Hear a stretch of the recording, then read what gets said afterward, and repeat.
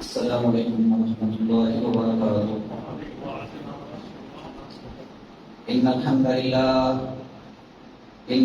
للہ نحمده ونستعینه ونستغفره ونعوذ باللہ من شرور انفسنا ومن سیئات اعمالنا، من يهده الله فلا مضل له ومن يضلل فلا هادي له، وأشهد أن لا إله إلا الله وحده لا شريك له، وأشهد أن محمدا عبده ورسوله۔ يا أيها الذين آمنوا اتقوا الله حق تقاته ولا تموتن إلا وأنتم مسلمون۔ يا أيها الناس اتقوا ربكم الذي خلقكم من نفس واحدة وخلق منها زوجها وبث منهما رجالا كثيرا ونساء، واتقوا الله الذي تساءلون به والأرحام، إن الله كان عليكم رقيبا۔ يا أيها الذين آمنوا اتقوا الله وقولوا قولا سديدا يصلح لكم أعمالكم ويغفر لكم ذنوبكم، ومن يطع الله ورسوله فقد فاز فوزا عظيما۔ أما بعد فإن أحسن الكلام كلام الله، وخير الهدي هدي محمد صلى الله عليه وآله وسلم، وشر الأمور محدثاتها، وكل محدثة بدعة، وكل بدعة ضلالة، وكل ضلالة في النار۔ اللهم صل على محمد وعلى آل محمد كما صليت على إبراهيم وعلى آل إبراهيم إنك حميد مجيد۔ اللهم بارك على محمد وعلى آل محمد كما باركت على إبراهيم وعلى آل إبراهيم إنك حميد مجيد۔ اللهم انفعنا بما علمتنا وعلمنا ما ينفعنا وزدنا علما۔ رب اشرح لي صدري ويسر لي أمري واحلل عقدة من لساني يفقهوا قولي۔ أما بعد فأعوذ بالله من الشيطان الرجيم من همزه ونفخه ونفسه۔ محمد رسول الله والذين معه أشداء على الكفار رحماء بينهم، تراهم ركعا سجدا يبتغون فضلا من الله ورضوانا، سيماهم في وجوههم من أثر السجود، ذلك مثلهم في التوراة ومثلهم في الإنجيل، كزرع أخرج شطأه فآزره فاستغلظ فاستوى على سوقه يعجب الزراع ليغيظ بهم الكفار، وعد الله الذين آمنوا وعملوا الصالحات منهم مغفرة وأجرا عظيما۔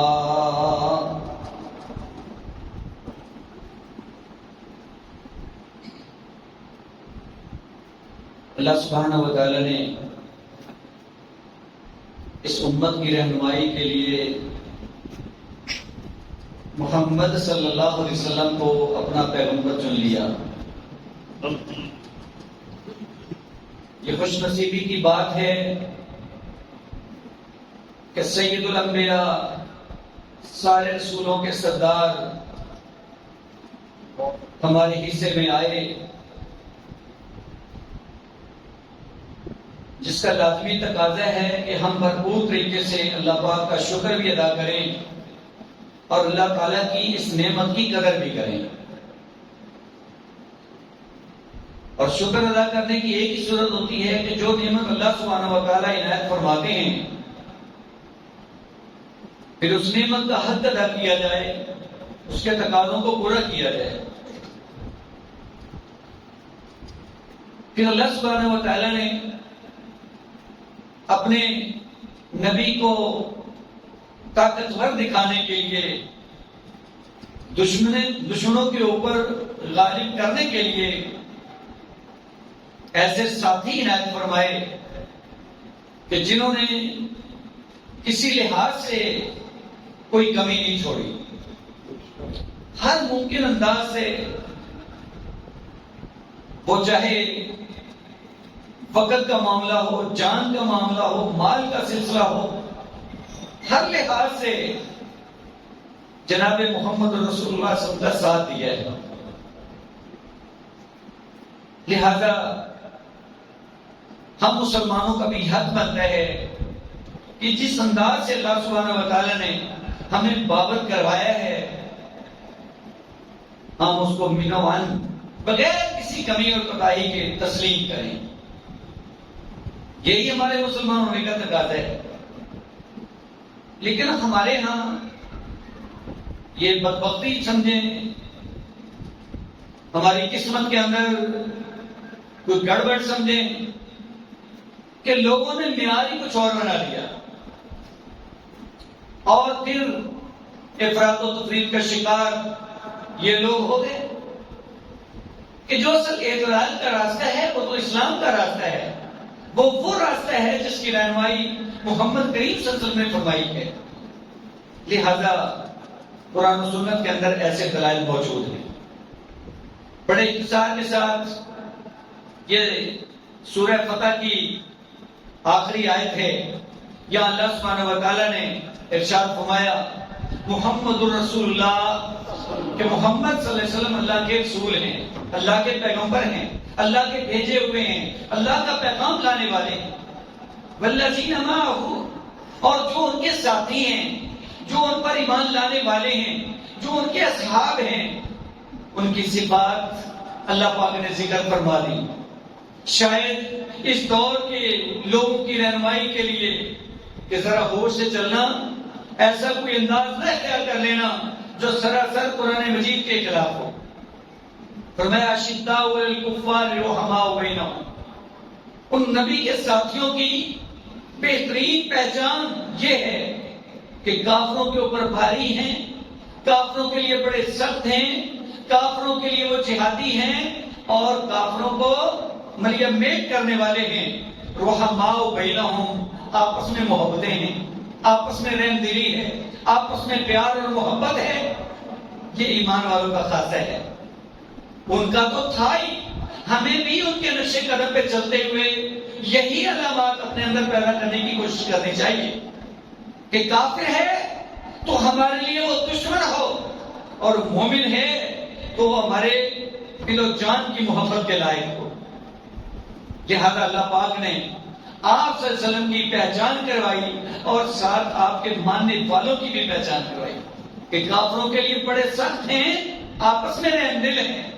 مزید ان کی نشانیاں، یہ ایمان والے ہیں نا، ایسے ایمان والے اللہ پاک قبول نہیں فرماتے کہ اپنے آپ کو مومن بھی کروائیں اور یہ نشانی سرے سے ان کے اندر موجود ہی نہ ہو. اللہ فرماتے تراہم رکعن سجدا، سب سے پہلی بات یہ ہے کہ آپ لوگ ان کو رکوع سجدہ کرتے ہوئے پائیں گے. وہ نمازی لوگ ہیں، وہ پیارے پیغمبر کے اوپر ایمان لانے والے، وہ نمازوں کے باغی نہیں ہوا کرتے. فرمایا یبتغون فضلا من اللہ ورضوانا، اللہ کا فضل اور اللہ کی رضامندی تلاش کرتے رہتے ہیں. وہ کیسے ملتی ہے؟ اللہ کا قرب کیسے ملتا ہے؟ لازمی بات ہے اس کے سامنے جھکنے سے. جو رکوع سجدہ کرے گا وہ اللہ کا فضل اور رضامندی پا لے گا. لہذا سب سے پہلے نمبر پہ پیارے پیغمبر صلی اللہ علیہ وسلم کے ساتھیوں نے، اصحاب محمد نے یہ چیزیں پائی ہیں. اس لیے وہ عظیم تر سے عظیم ترین لوگ ہیں، وہ اس امت کے خاص الخاص چنے ہوئے اور اعلیٰ ترین لوگ ہیں.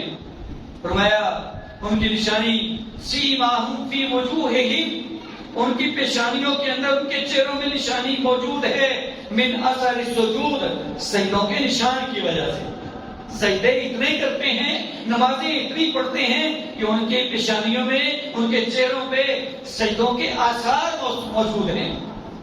فرمایا اب یہ تو علامات ہوگی ان کی کہ ایک تو ان کا وصف یہ ہے، کافروں کے لیے بڑے بھاری ہیں، آپس میں رحم دل ہیں، نمازی لوگ ہیں، ان کے نشانات ان کے چہروں کے اندر موجود ہیں۔ اب ان کی مثال لیجیے، اور اللہ پاک نے مثال دی ہے۔ فرمایا مثلہم فی التوراۃ ومثلہم فی الانجیل، یہ ان کی مثال تورات کے اندر بھی ہے، انجیل کے اندر بھی ہے۔ آج تورات انجیل کے دعوے دار وہ اس بات کو نہ مانیں، وہ میرے نبی کے ساتھیوں پر الٹا اس انداز کا بیان بازی کریں کہ شاید یہ مسلمان ہی نہیں ہیں، تو میں یہ قطعی غلط بات ہے۔ اگر یہ تورات انجیل کو ماننے والے ہیں تو پھر سن لیں ہمارے محمد اور ہمارے نبی کے ساتھی، یہ ان کی نشانیاں تورات اور انجیل کے اندر بھی موجود ہیں۔ فرمایا مثال کیا ہے؟ اللہ پاک نے بڑی خوبصورت انداز سے مثالیں دے کر کے ایک بات کی وضاحت فرماتے ہیں۔ جیسے ہمارے یہاں کو بات سمجھانی ہو، مثال لے لی جاتی ہے، تو اللہ سبحانہ و تعالیٰ بھی ایک مثال کے ذریعے سے اپنے نبی اور اپنے نبی کے ماننے والوں کی مثال بیان فرما رہے ہیں۔ فرمایا ان کی مثال کیوں سمجھیے؟ کزرعٍ، جیسے کھیتی ہوتی ہے، کسان بیج ڈالتا ہے اور وہ فصل اگتی ہے۔ فرمایا بالکل یہ مثال ہے میرے نبی اور میرے نبی کے ماننے والوں کی۔ اخرج شطأہ، کہ وہ کھیتی اپنی انگوری نکالتی ہے، باریک سی کونپل نکلتی ہے، فآزرہ، بس وہ اس کو مضبوط کرتی ہے، اس کے بعد وہ مضبوط ہو جاتی ہے، فاستغلظ، پھر وہ سوئی جو ہے وہ آہستہ آہستہ پورا پودا بن کے وہ مضبوط ہو جاتا ہے، فاستویٰ علی سوقہ، پھر وہ اپنے تنے پہ کھڑا ہو جاتا ہے پودا۔ یہ اللہ پاک نے اپنے نبی کے ساتھیوں کی مثال دی ہے۔ تو میں بالکل ایسی جیسی کھیتی پیدا ہوتی ہے، بالکل کمزور ہوتی ہے اور آہستہ آہستہ بڑی ہو کے طاقتور ہو جاتی ہے اور مفید ترین ہوتی ہے۔ کس کے لیے؟ یوجب الزراء، کاشتکار کسان دیکھ کے خوش ہوتے ہیں کہ اللہ نے ہماری محنت کو پورا کر دیا، ہماری فصل ہری بھری اور مضبوط بہترین ہے۔ فرمایا لیغیظ بہم الکفار، یہ مثال دی۔ فرمایا جیسے کھیتی کو دیکھ کر کے کسان خوش ہوتا ہے، ایسے میرے نبی کی مثال ہے۔ میرے نبی کے ماننے والے پہلے کمزور، پھر زیادہ ہو گئے، پھر طاقتور ہو گئے، پھر دشمن کا مقابلہ کرنے والے بن گئے۔ لہذا اب پیارے پیغمبر محمد کریم صلی اللہ علیہ وسلم اپنی اس کھیتی کو دیکھ کر کے خوش ہوتے ہیں کہ میرے ماننے والے اب زیادہ ہو چکے ہیں، اب مضبوط ہو چکے ہیں۔ اب میرا اشارہ ہوتا ہے کہ دشمن سے ٹکرانے کے لیے تیار ہو جاتے ہیں۔ پھر کیا ہوا؟ پھر جہادی سلسلے چلے، پھر بدر کا معرکہ بپا ہوا، پھر احد کی لڑائی لڑی گئی اور پھر جنگوں کا سلسلہ جاری ہو گیا، اور ہمیشہ سے اللہ سبحانہ و تعالیٰ نے اپنے نبی کے ماننے والوں کو غالب کر کے دکھایا۔ یہ ہمارے پیغمبر ہیں، یہ ہمارا جہادی پیغمبر ہے، اور اس کے ماننے والے بھی جہادی ہیں۔ اور ان کی مثال یہ دے کر کے اللہ کیا فرماتے ہیں؟ لیغیظ بہم الکفار، تاکہ اللہ کافروں کو غیظ و غضب کا شکار کر دے۔ یہاں سے علماء نے بڑا ایک نقطہ نکالا۔ ویسے تو یہ پوری آیت ہی صحابہ کرام کی شان اور منقبت کے اوپر اور ان کے فضائل کے اوپر دلائل ہیں۔ ایک ایک لفظ جو ہے وہ بڑا قیمتی ہے۔ آیت ایک ہے لیکن بہت ساری باتیں اس ایک آیت کے اندر ذکر ہیں۔ لیکن اب اللہ کیا فرما رہے ہیں؟ اس انداز سے اللہ اپنے نبی کے ماننے والوں کو مضبوط کر کے، اپنے نبی کو خوش کر کے، یعنی جس کو اللہ نے اپنا پیغمبر چنا جناب محمد کو، وہ خوش ہو رہے ہیں، اور تکلیف کس کو ہو رہی ہے؟ لیغیظ بہم الکفار، تاکہ کافروں کو اللہ چڑھائے، کافروں کو تکلیف پہنچائے، کافر دیکھ کے غیظ و غضب کا شکار ہوں، کافر دیکھ کے ان کے دل جلیں۔ تو علماء بیان فرماتے ہیں کہ آج بھی یہ مثال ہے کہ اگر کوئی صحابہ کرام کو دیکھ کر کے جلتا ہے تو اس کے کفر میں کوئی شک نہیں ہے، کیونکہ اللہ نے فرما دیا لیغیظ بہم الکفار۔ میرے نبی کے ماننے والوں کی وجہ سے کافروں کو تکلیف ہوتی ہے، وہ غیظ و غضب کا شکار ہوتے ہیں، وہ بڑا پریشان ہوتے ہیں۔ اور یہ لوگ نبی کے ماننے والے وعد اللہ الذین آمنوا وعملوا الصالحات منہم، اللہ فرماتے ہیں یہ تو میرے مومن بندے ہیں، یہ تو اعمال صالحہ بجا لانے والے ہیں، نیک اعمال کا سلسلہ جاری رکھنے والے ہیں۔ فرمایا یہ لوگ تو بخشے ہوئے ہیں، رضی اللہ عنہم ورضوا عنہ، اللہ ان سے راضی ہو چکے ہیں اور یہ بھی اللہ سے خوش ہیں۔ فرمایا ان سے ہمارا وعدہ ہے اس بات کا، بالفرض اگر آپ صحابہ کرام کے اندر کوئی بڑی چھلنی لگا کر کے بڑی باریک بینی سے کوئی غلطی نکال لیتے ہیں تو غلطی تو انسان سے ہوتی ہے، ممکن ہے، بات غلطی کی نہیں ہے، بات اصحاب محمد کی نہیں ہے، بات ہے اللہ سبحانہ و تعالیٰ کے فرمان کی۔ اللہ کیا فرماتے ہیں؟ فرمایا مغفرۃ و اجر عظیما، اللہ فرماتے ہیں ہم نے ان کو معاف کر دیا ہے، ان کے لیے بخشش و اجر عظیما، اور بڑا بدلہ ہم ان کو دینے والے ہیں۔ وہ بڑا بدلہ کیا ہے؟ اللہ سبحانہ و تعالیٰ کے پاس سب سے بڑا بدلہ یہ اللہ کی مہمان نوازی ہے، وہ جنت کی صورت میں اللہ ان سے راضی ہو چکے ہیں۔ تو یہ صحابہ کرام کے بارے میں بڑی جامع آیت اور ہمارے لیے سمجھنے کے لیے بڑی زبردست دلیل ہے۔ تو آئیں چلتے ہیں گزشتہ سے پیوستہ، چونکہ اصحاب محمد میں سے پھر درجہ بدرجہ صحابہ کرام کا مقام ہے اور عشرہ مبشرہ کا ذکر آتا ہے، پھر ان کے اندر سے خلفائے اربعہ کا ذکر ملتا ہے کہ چاروں خلفاء جنہیں اللہ سبحانہ و تعالیٰ نے بالترتیب خلافت عنایت فرمائی۔ اب اس کے بارے میں یہ بات، یہ ذہن ہمارا صاف ہونا چاہیے، بجائے اس کے کہ ہم خلیفۃ بلا فصل کا نعرہ لگاتے رہیں، جبکہ اللہ سبحانہ و تعالیٰ نے تو خلافت عطا کر کے اور بالترتیب وہ وقت طے کر کے اب تو پکا ثابت کر دیا کہ پہلا خلیفہ کون سا ہے، دوسرا کون سا ہے، تیسرا کون سا ہے، چوتھا کون سا ہے۔ اب ہم اس کے اوپر بحث کرتے رہیں اور اپنے آپ کو گناہوں میں مبتلا کرتے رہیں، ہمیں کچھ نہیں ملنے والا۔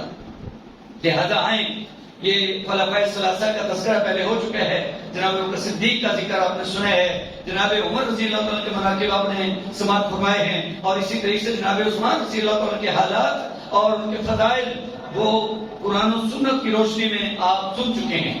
لہذا کیوں نہ ہو، ماہ محرم ہے، سلسلہ جاری ہے، چونکہ ہمارے ہاں افراط و تفریط ہے، کسی کو تو بالکل کام آگے سے آگے پہنچا دیا جاتا ہے اور کہیں جناب بالکل ان کو اسلام سے پاری کر دیا جاتا ہے۔ تو چونکہ ہم مسلمان امت ہیں اور اسلام والی امت جو ہوتی ہے وہ معتدل امت ہوتی ہے، ان کے اندر افراط و تفریط نہیں ہوتا، لہذا الحمدللہ جیسے ہم سب انبیاء کو ماننے والے ہیں، حالانکہ باقی انبیاء کے دعوے دار وہ ہمیں مسلمان تسلیم کرنے کے لیے یا نبی کو ماننے کے لیے، بلکہ ہمارے نبی کو ماننے کے لیے وہ تیار نہیں، وہ اپنے اپنے انبیاء کے دعوے دار ہیں، حالانکہ ہم لوگ سارے انبیاء کو ماننے والے جیسے اللہ تعالیٰ کا فرمان ہے، وہ اللہ کے فرما بردار بندے، سو ایسے ہی ہم تو سارے صحابہ کو ماننے والے، سب قابل عزت ہیں، سب قابل احترام ہیں، اور سب اللہ کے حکم کے مطابق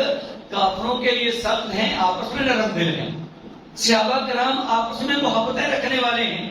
یہی سب سے بنیادی غلطی ہمیں لگی ہے کہ ہم نے آپس میں نفرت پیدا کرنے کی کوشش کی ہے اور یہ ثابت کیا ہے کہ شاید صحابہ کرام آپس میں دوسرے کے مخالفین تھے، حالانکہ مخالفین نہیں تھے، وہ تو آپس میں محبتیں کرنے والے، جیسے بالفرض جناب علی رضی اللہ عنہ کو لے کر کے باقی کے اوپر تنقید کی جاتی ہے، تو جناب علی رضی اللہ عنہ کے بارے میں نے عرض کیا کہ آپ نکلتے ہیں، جناب حسین رضی اللہ عنہ باہر کھیل رہے ہیں بچوں کے ساتھ، آپ نے ان کو اٹھا لیا ہے، تو جناب ابوبکر صدیق رضی اللہ عنہ خوش ہو رہے ہیں اور ساتھ ہی کہہ رہے ہیں کہ میرے ماں باپ قربان ہوں، یہ تو میرے نبی کی شبیہ ہے، یہ محبت کی باتیں ہیں۔ اور جناب علی نے غصہ کیا ہے، نہیں آپ ہنس رہے ہیں، خوش ہو رہے ہیں کہ اگر اللہ کے رسول کے ساتھ مشابہت ہے تو ہمیں اور کیا چاہیے، یہ محبتیں ہیں۔ جناب عمر رضی اللہ عنہ شہادت پا چکے ہیں، جناب ابن عباس رضی اللہ عنہ وہ کھڑے ہیں، کہتے ایک آنے والا آتا ہے اور اس نے اپنی کوری میرے کندھے کے اوپر رکھی اور کہنے لگا مجھے امید ہے کہ اللہ تجھے اپنے دونوں ساتھیوں کے ساتھ ملا دے گا۔ یہ محبتیں ہیں، کس کے ساتھ؟ اللہ کے رسول کے ساتھ، جناب ابوبکر کے ساتھ۔ کہنے والے کون ہیں؟ جناب علی رضی اللہ عنہ، کہ مجھے امید ہے کیونکہ میں نے جب بھی اللہ کے رسول سے سنا ہے، آپ نے کہا میں فلاں جگہ پہ گیا، میرے ساتھ ابو بکر تھے، عمر تھے، میں فلاں جگہ سے نکلا، میں نے یہ کام کیا، میں چلا. یہ سارے دلائل اس بات کے اوپر دلیل ہیں کہ جناب علی رضی اللہ تعالیٰ عنہ، جناب عثمان ہوں، جناب عمر ہوں، جناب ابو بکر صدیق اور رضی اللہ عنہ، اللہ ان سب سے راضی ہو چکے. اور یہ سب جنتی شہزادے ہیں، یہ آپس میں ایک دوسرے کے ساتھ نفرتیں رکھنے والے نہیں تھے، بلکہ ان کی آپس میں رشتہ داریاں تھیں. لہذا آئیں جناب علی رضی اللہ تعالیٰ کے فضائل اور مناقب، اس ضمن میں دو چار حدیثیں اور ان کے اعزازات آپ کے سامنے رکھنا چاہتا ہوں. سب سے پہلی بات یہ ہے کہ اسلام کے اندر آپ کو اسد اللہ کا لقب ملا ہے، اللہ کا شیر. تو جس کو دین اسلام میں اسد اللہ کہا گیا، اللہ کا شیر، تو یہ اللہ سبحانہ وتعالی کی طرف اس چیز کی نسبت یہ بڑا اعزاز کا باعث ہوتی ہے. تو اسد اللہ کا لقب آپ کو ملا ہے، اور بڑی بات یہ ہے کہ آپ اللہ کے رسول کے چچا زاد بھائی ہیں، اور پھر آپ کو جناب علی رضی اللہ تعالیٰ عنہ کو اللہ کے رسول کا داماد ہونے کا شرف حاصل ہوا ہے. ہماری ماں جی محترمہ جنابہ فاطمہ سیدہ رضی اللہ تعالیٰ عنہا، وہ ان کے نکاح میں آتی ہیں، اور ایک سب سے اعزازی چیز ان کو حاصل ہے کہ آپ اللہ کے رسول کے تربیت یافتہ ہیں. اس کے پیچھے بھی ایک ہسٹری ہے. چونکہ اللہ کے رسول پیدا ہوتے ہیں تو آپ کا باپ تو دنیا میں تھا نہیں، لہذا آپ کی کفالت تھوڑے عرصے کے لیے آپ کے دادا نے کی. پھر اس کے بعد جب وہ فوت ہو گئے تو آپ کے چچا ابو طالب نے، جو حضرت علی رضی اللہ عنہ کے والد گرامی ہیں، انہوں نے آپ کی پرورش کی ہے. لہذا اس کا کسی حد تک بدلہ چکانے کے لیے، کیونکہ ان کے بچے زیادہ تھے، تو اللہ کے رسول نے، حضرت علی رضی اللہ عنہ کی عمر تھوڑی تھی، چھوٹے بچے تھے، آپ نے ان کو اپنی کفالت میں لے لیا. اپنی بات میں خرچہ بھی ہوتا ہے، توجہ بھی ہوتی ہے، تربیت بھی ہوتی ہے. تو جیسے آپ کا جوانی سے لے کر کے، بلکہ بچپن سے لے کر کے جو آپ کے اخلاقیات ہے، یقیناً آپ کی تربیت میں رہنے والا انسان وہ بھی ایک اعزاز سے کم نہیں ہے. یقیناً بہت خوش نصیب ہیں، اور آپ کی پرورش آپ جناب علی رضی اللہ عنہ کے لیے اعزاز کا باعث ہے. اور آپ خلیفہ رابع ہیں، چوتھی نمبر پہ خلیفہ بننے والے یہ جناب علی رضی اللہ عنہ ہیں. اور پھر ان کے بارے میں جب کسی نے کوئی بات کہی تو اللہ کے رسول نے واضح فرمایا من کنت مولاہ فعلی مولاہ. اور جو مجھ سے دوستی رکھتا ہے وہ حضرت علی سے بھی دوستی رکھے، فرق نہ کرے، کیونکہ یہ میرا بھائی ہے، چچا زاد بھائی ہے نا. اور پھر میں نے عرض کیا کہ آپ تو آپ کی تربیت میں رہ چکے ہیں. اور پھر جو ایمان لانے والے ہیں، اگر بڑے لوگوں میں سے جناب صدیق رضی اللہ عنہ سب سے پہلے ایمان لاتے ہیں، تو بچوں میں ایمان لانے والے سب سے پہلے حضرت علی رضی اللہ عنہ. یہ بھی ایک اعزاز ہے. تو اسی انداز سے یہ ایک دفعہ موقع بنتا ہے کہ آپ جہادی مہم کے لیے نکلتے ہیں، تو آپ نے جناب علی رضی اللہ عنہ کی ڈیوٹی پیچھے کرنے لگے کہ آپ یہاں ٹھہریں. اور امامت کے لیے وہ بھی جناب عبداللہ بن ام مکتوم کو نامزد کر دیا کہ آپ نمازیں پڑھائیں گے. جناب علی کی ڈیوٹی لگائی کہ آپ گھر کا خیال رکھیں گے. لازمی بات ہے، گھر کے فرد ہیں تو باتیں کر رہے ہیں. چونکہ منافقت جو ہوتی ہے وہ تو پھر وہ دیکھتی ہے موقع، لہذا منافقوں نے آواز اڑائی، دیکھو جی باقی سب کو ساتھ لے کے جا رہے ہیں، آپ کو ادھر چھوڑ کے جا رہے ہیں. تو آپ بھی پریشان ہوئے. فرمایا کہ علی آپ پریشان کیوں ہوتے ہیں؟ آپ نے جناب علی رضی اللہ عنہ سے فرمایا انت منی بمنزلۃ ہارون من موسیٰ. پریشان نہ ہو، آپ بالکل اس مقام پہ ہیں جیسے ہارون علیہ السلام تھے موسیٰ علیہ السلام سے. وہ بھی بھائی تھے، تم بھی میرے بھائی ہو. لیکن اب یہاں سے کوئی یہ نہ سمجھ لے کہ شاید ان کے بعد کوئی نبوت جناب علی کو ملنے والی ہے، کیونکہ جناب ہارون علیہ السلام تو اللہ کے پیغمبر تھے، موسیٰ علیہ السلام کے بھائی تھے. اس لیے آپ نے وضاحت فرمائی الا انہ لا نبی بعدی. لیکن بات یہ ہے کہ میرے بعد کوئی نبی نہیں آنے والا، یہ نبوت کا سلسلہ بند ہے. لہذا اس کے بعد کوئی اس طرح کا اشارہ سمجھنا کہ یہ امامت گویا جناب علی رضی اللہ عنہ کا حق ہے. تو اس کے مد مقابل تو امام آپ مسجد کے اندر عبداللہ بن ام مکتوم نابینا سے آدمی ہیں، اس کو مصلی پہ کھڑے کر کے اپنا جانشین بنا کے جا رہے ہیں، گھر کے اندر جانشین ان کو بنا دیے. تو آپ سے سلام اللہ کے پیغمبر تھے، جو کام آپ کرتے کرتے رہے، بہتر سمجھتے رہے، وہ آپ نے کیا ہے. لہذا ہمیں تو کوئی حق حاصل نہیں ہے کہ اب ہم اتنے سالوں کے بعد اس کے اندر کوئی بحث کریں کہ لو جی آپ کو ایسے کرنا چاہیے تھا، ایسے کرنا چاہیے. اور پھر جب آپ تشریف لاتے ہیں ہجرت کر کے مدینہ شریف، تو آپ نے باقاعدہ مواخات کا سلسلہ قائم کیا. یہ جناب عبداللہ بن عمر رضی اللہ عنہ بیان کرنے والے ہیں کہ اللہ کے رسول نے اپنے ساتھیوں کے درمیان مواخات قائم کی کہ ایک بندہ مہاجر، اس کو ایک انصاری کے ذمہ لگایا کہ آپ دونوں بھائی بھائی ہیں، چونکہ یہ مہاجر لوگ ہیں، دور سے سفر کر کے آئے ہیں، یہاں ان کا گھر نہیں ہے، حالات اس طرح کے ہیں، غربت کا دور ہے، تو آپ لوگ ان کا ساتھ دیں گے. ٹھیک ہے جی. تو جناب علی رضی اللہ عنہ چونکہ پہلے سے وہ آپ کے ساتھ تھے، تو آپ نے ان کے ساتھ کسی کی مواخات قائم نہیں کی. آپ بڑے پریشان ہوئے، آپ تشریف لاتے ہیں جناب علی رضی اللہ عنہ اور آپ رو رہے ہیں، آنکھوں سے آنسو نکل رہے ہیں، اور آپ یہ عرض کر رہے ہیں آخیت بین اصحابی کا ولم تو آخی بینی و بین احد. آپ نے اپنے ساتھیوں کے درمیان تو مواخات قائم کر دی ہے، بھائی چارہ قائم کر دی ہے، تو میں بچ گیا ہوں، میری آپ نے کسی کے ساتھ کوئی بھائی چارے والے فضا قائم ہی نہیں کی، مجھے کسی کے ساتھ تو آپ نے جوڑا ہی نہیں. فقال رسول اللہ صلی اللہ علیہ وسلم، تو اللہ کے رسول کا کیا ارشاد گرامی جاری ہوا، انت اخی فی الدنیا والآخرہ. علی پریشانی کس بات کی ہے؟ تم دنیا کے اندر بھی میرے بھائی ہو، آخرت میں بھی میرے بھائی. تمہاری مواخات ایک رسول کے ساتھ ہے، تمہیں پریشانی کس بات کی ہے؟ لازمی بات ہے، خوشی والی بات ہے نا، ایک رسول کا بھائی ہونا اور واضح اعلان اس زمن میں، یہ کوئی معمولی سی بات نہیں ہے. تو جناب علی رضی اللہ عنہ کے اس انداز کے احساس، پھر ایک احساس ملا. یہ غزوہ خیبر جب ہوتا ہے، دشمن کے ساتھ ٹکراؤ ہے، خیبر کے مقام پہ مسلمان حملہ آور ہیں، چند دن گزر گئے، کافی لڑائی جاری ہے. وہ یہودی جو ہے پہلے دن سے سازشی اور اپنے یہ مورچے اور قلعہ بند ہونا اور منصوبہ بندیاں، یہ آج کا سسٹم نہیں ہے. آج میں بھی یہ نظر آتا ہے کہ یہ بہت لمبی سوچ کر کے اپنے آپ کو تیار رکھتے ہیں.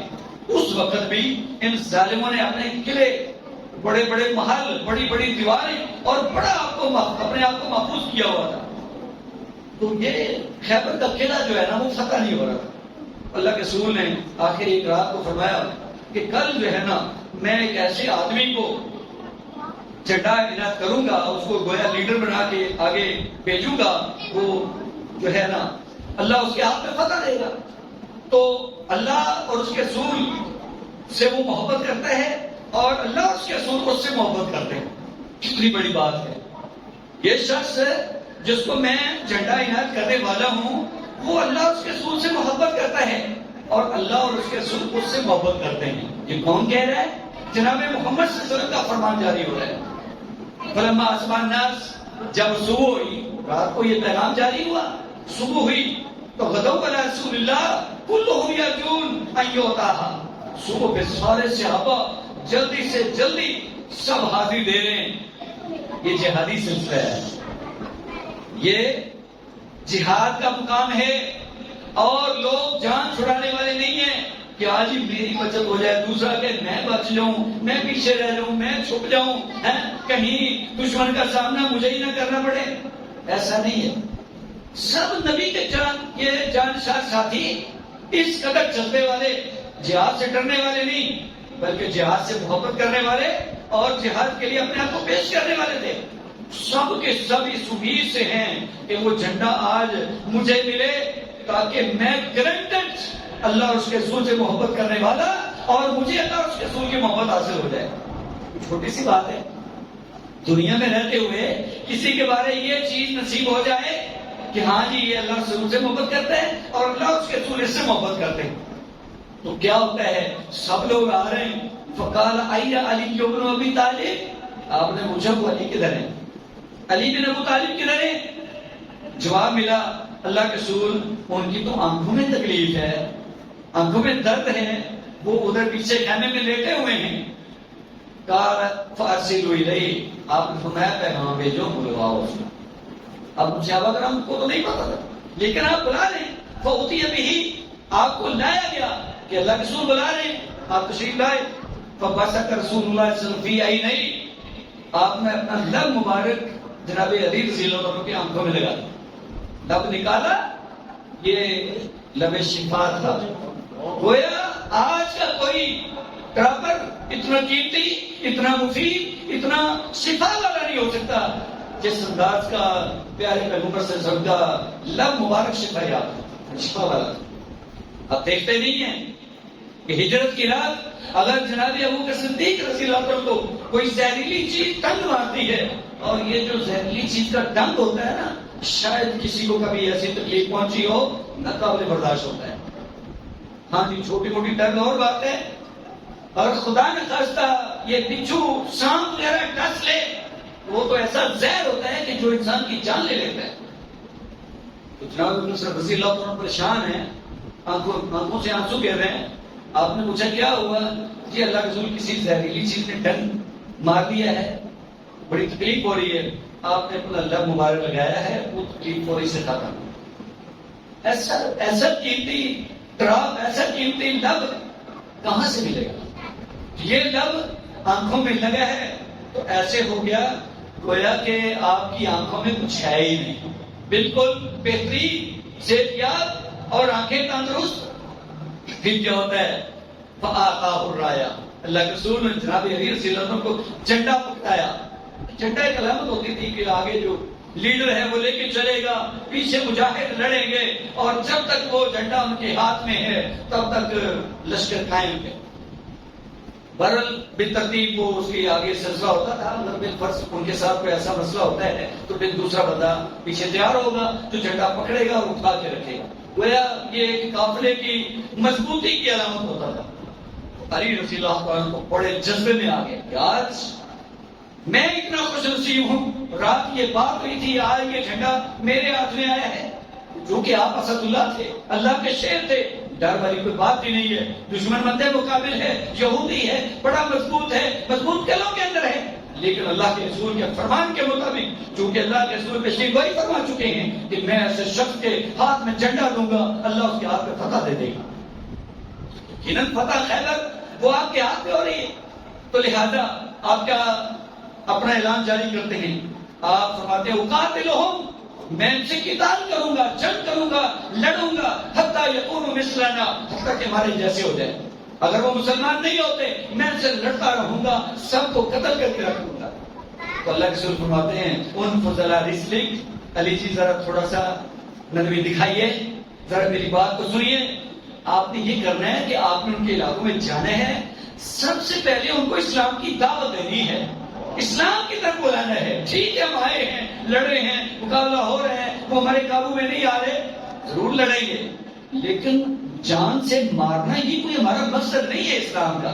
ہمارا مقصد ہے کہ یہ لوگ جو اپنے آپ کو کل کو جہنم کا ایندھن بنانے والے ہیں، یہ آج اس راستے سے ہٹ کر کے جنت کے راستے پہ چلنے والے بنتے ہیں۔ ہاں جو مان لے اس سے بڑی اچھی بات کوئی نہیں ہے، اگر کوئی نہیں مانتا پھر ہماری تلوار اس کا کام تمام کرے گی، اس نے جہنم میں جانا ہی ہے، پھر اس طریقے سے جائے کہ اسلام کے راستے میں رکاوٹ تو نہ بنے، بجائے اس کے کہ مسلمان بھی نہیں ہوتا، الٹا پھر اسلام کے لیے وہ روڑے اٹھ جاتا ہے، جیسے اس دور میں بھی تھا آج بھی ہے۔ یہ دشمن باغی قسم کے لوگ خود بھی اسلام پہ عمل نہیں کرتے، الٹا پھر مسلمانوں کو پریشان بھی کرتے ہیں، راستے میں رکاوٹیں بھی کھڑی کرتے ہیں۔ تو اللہ کے رسول فرماتے ہیں کہ آپ کو اسلام کی دعوت دینی ہے، اور جو چیزیں ان پہ واجب ہیں، اللہ نے فرض کی ہیں، ان کے بارے میں بتانا ہے کہ اللہ کا یہ حق ہے، یہ پورا کرو۔ اللہ کی قسم اگر تیرے ہاتھ پہ اللہ ایک شخص کو ہدایت دے دے، تیرے لیے سرخ اونٹوں سے بہتر ہے۔ سرخ اونٹ وہ قیمتی سرمایہ تھے عرب کا، لیکن فرمایا اے علی جی تیرے ہاتھ پہ کوئی مسلمان ہو جاتا ہے، تیرے لیے اس سے بڑا نصیب کی بات کوئی نہیں ہے۔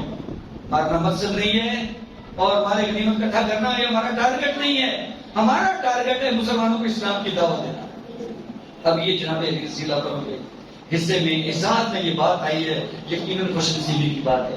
یہ اصحاب محمد ہیں، یہ اللہ کے رسول کے قریبی ہیں، اللہ کے رسول ان سے محبتیں کرنے والے تھے، اور جیسے جیسے ان کا حق بنتا تھا اللہ کے رسول نے ان کو ان کے حق دیے ہیں۔ لہذا آج کوئی اللہ کے رسول کے اوپر اعتراض نہ اٹھائے، ایسی بات نہ کرے کہ شاید فلاں کا حق بنتا تھا تو آپ نے نہیں دیا، یا بعد والوں نے تربیت یافتہ تھے، ان کو شاید قاصد قرار دے کر کے ہم یہ ثابت کرنا چاہتے ہیں کہ وہ اللہ کے رسول کے دین کے مطابق چلنے والے نہیں تھے. ایسی قطعا کوئی بات نہیں ہے. لہذا جو حالات ہیں وہ اصل میں تو جناب علی رضی اللہ عنہ کے دور سے لے کر کے آج تو لوگ بڑے دعوے اور نعرے، ہم تو کبھی مشکل کشا اور کبھی حاجت روا اور کبھی کس انداز سے اور مدد ہم جناب علی رضی اللہ عنہ سے مانگتے ہیں.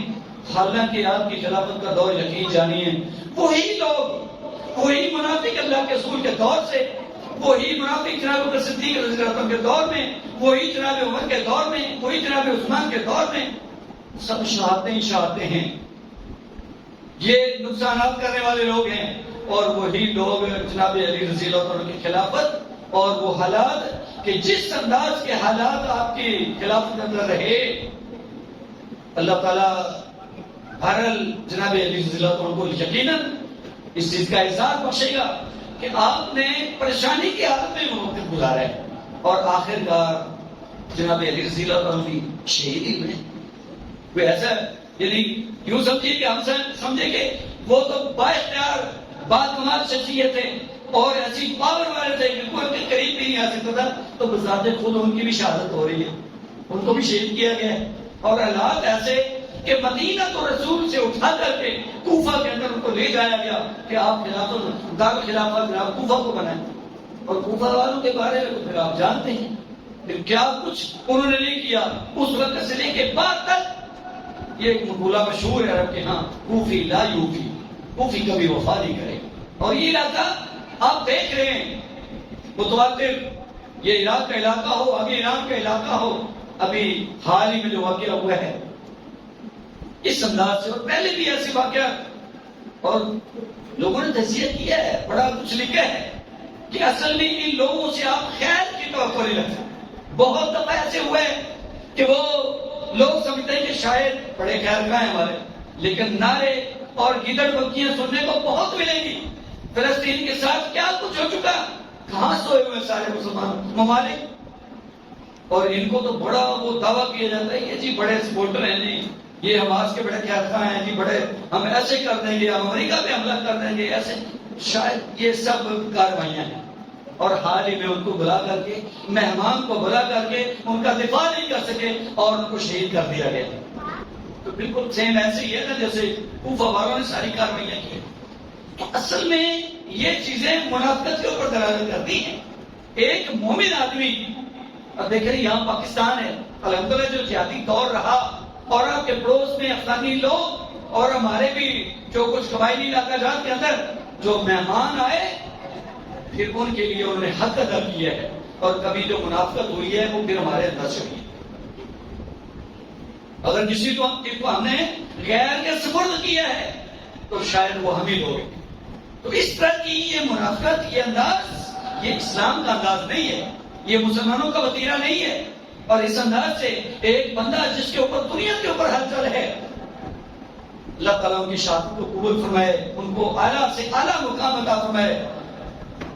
جناب اسماعیل ہنیہ صاحب وہ تشریف لاتے ہیں تو ان کے ساتھ کیا ہوتا ہے، وہ تو ایک اپنے خاندان پورا وہ افراد کی تعداد تقریباً 70-80 افراد وہ اللہ کے راہ میں قربان کر چکے، اور اس راستے میں وہ ڈٹے ہوئے تھے.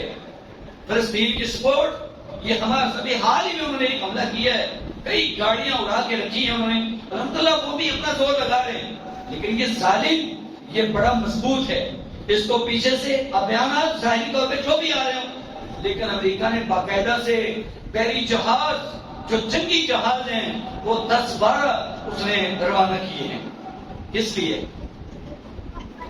یہ اس کی سپورٹ کے لیے، اسرائیل کی مدد کے لیے، کیونکہ وہ اس کا حمایتی ہے. اور یہ وہ نیتنیاہو کا کیا ہے، بڑی بکواس کر رہے ہیں، بڑی لمبی باتیں، اور ہوتا تو وہ سارا ڈرامہ ہے نا. بظاہر سے ہم دفاع کر رہے ہیں، حملہ ان کی طرف سے ہوا ہے، اور بھائی حملہ اسلام کی طرف سے ہوتا ہے. اگر آپ غیر مسلم بن کے الٹا مسلمانوں کو پریشان کرنے کی کوشش کریں گے تو یہ اسلام کا حق ہے، مسلمانوں کا حق ہے کہ مسلمان تمہارے اوپر حملہ آور ہوں، کیونکہ یہ دین غالب ہونے کے لیے آیا ہے. لہذا تم لوگ تو ظلم کی انتہا کرنے والے ہو، ظلم کر کے الٹا یہ بکواس کرتے ہو کہ شاید ہم اپنا دفاع کر رہے ہیں. حالانکہ بار بار یہ بدماشی کر رہے ہیں اور جہاں ان کا زور چلتا ہے کئی ملکوں کے اندر یہ ایسی بھی کو لبنان کے اوپر حملہ ہو رہے ہیں جی. انہوں نے شام کے اندر کیا کیا ہے, یہ فلسطین کے اندر اب تک پورا 1 سال ہونے والا ہے, کیا کچھ نہیں کیا انہوں نے. نہتے لوگوں کو جو باقاعدہ کو منصوبہ بندی کے تحت ان کے پاس فوج نہیں ہے اور وہ دعوے یہ کر رہے ہیں کہ یہ ہمارا علاقہ ہے, یہ یہود کا علاقہ ہے, ہم نے یہ لینا ہے, ہم نے اس کو فتح کرنا ہے. اور پتہ نہیں آنے والے دنوں میں ان کا کیا منصوبہ ہے. خطرناک منصوبے ہیں. لہذا مسلمانوں کو بھی ان خطرناک عزائم سے باخبر ہونا چاہیے اور اس مشن پہ چلنا چاہیے جو خلفاء کا مشن تھا. اللہ کے رسول کے دور سے دیکھ لیں, آپ کے دور سے شروع کر کے دیکھ لیں جناب علی رضی اللہ عنہ کے دور تک, اور بعد میں بھی یہ سلسلہ تک بات نہیں ہوا. آج اگر ہم جہاد سے باغی ہو رہے ہیں اور سمجھ رہے ہیں کہ شاید جہاد کرنا ہمارا کام نہیں ہے, مسلمانوں کے ملکوں کے ملک ہیں لیکن حوصلہ نہیں ہو رہا, یہ تو بڑی ذلت والی بات ہے کہ اللہ پاک نے اتنی طاقتیں ہمیں عنایت کر رکھی, اتنی ٹیکنالوجی ہمارے پاس ہے, اتنے وسائل ہیں, اتنے اسباب ہیں, اس کے باوجود ہم سست ہیں. اللہ تعالیٰ ہمارے خال پہ رحم فرمائے. ہم وہ کام جو اصل کرنے والے ہے وہ جہاد ہے, اس کرنے کے بجائے الٹا ہم فضولیات کے اندر لگے ہوئے ہیں. یہاں ایک دوسرے کے نقصانات, الٹا وارداتیں, الٹا پھر نظریاتی طور پہ عقائد ہمارے یوں برباد ہو چکے ہیں کہ ہمیں اپنی آخرت کی فکر ہی نہیں ہے. پھر ہم ان خلفاء میں سے جس کو جی چاہے اس کو غیر مسلم بنا دیں, جس کو جی چاہے اس کو جناب خلافت کا حقدار بنا کر کے پہلا خلیفہ ثابت کرنے کی کوشش کریں اور پھر ان کے ضمن میں جو مرضی اپنے ذہن سے باتیں بناتے چلے جائیں. یہ باتیں ہمیں زیر نہیں دیتی, بلکہ ہم مسلمان اس بات کے پابند ہیں کہ اللہ اور اس کے رسول کی طرف سے جو احکامات جاری ہوئے ہیں کل سے اللہ ہم نے کیا کیا آپ سے نہیں پوچھا جائے گا. لیکن آج اگر آپ نے ایسی کوئی حرکت کی جیسے جناب عثمان رضی اللہ عنہ کے دور میں ہوا تو پھر صحابہ کرام نے یہ تاثرات دیے کہ یہ لوگ ظالم ہیں اور یہ سمجھتے ہیں کہ آج ہم بڑے اچھے کام کر رہے ہیں حالانکہ اپنے اعمال کو برباد کر رہے ہیں. یہ صحابہ کرام کے تاثرات تھے. لہذا آج یہ نہ سمجھے کوئی کہ ہم اس طرح کی حرکتیں کر کے شاید اپنے آپ کو نیکی کی راہ پہ چلا رہے ہیں. نیکی کیا, نیکی اس طرح نہیں ملتی. نیکی ہے کہ اللہ اور اس کے رسول کے احکام کے مطابق اپنے آپ کو چلایا جائے. یقیناً اسی میں ہماری نجات ہے. اللہ سبحانہ و تعالیٰ ہمیں حق کو سمجھنے کی اور اعتدال کے ساتھ اس دنیا کے اندر رہنے اور اپنے دین اسلام کے مطابق وقت گزارنے کی توفیق نصیب فرمائیں. وآخر دعوانا الحمدللہ رب العالمین.